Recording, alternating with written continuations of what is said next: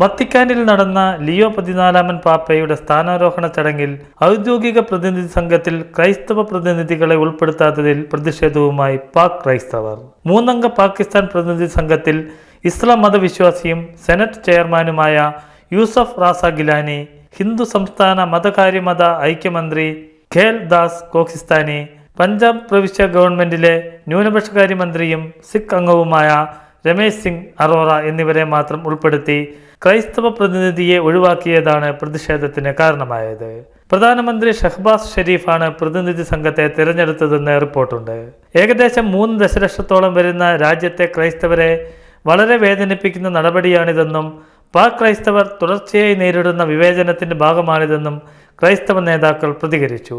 പൂർണ്ണമായും ക്രൈസ്തവ കേന്ദ്രീകൃതമായ ചടങ്ങിൽ ക്രൈസ്തവരുടെ പ്രാതിനിധ്യം അനിവാര്യമാണെന്നിരിക്കെ പാർലമെന്റിലുള്ള 2 ക്രിസ്ത്യൻ നിയമനിർമ്മാതാക്കളെ ഉൾപ്പെടുത്താതെ മറ്റുള്ളവരെ മാത്രം ഉൾപ്പെടുത്തിയത് എന്തുകൊണ്ടാണെന്ന ചോദ്യമാണ് ഇവിടെ ഉയരുന്നത്.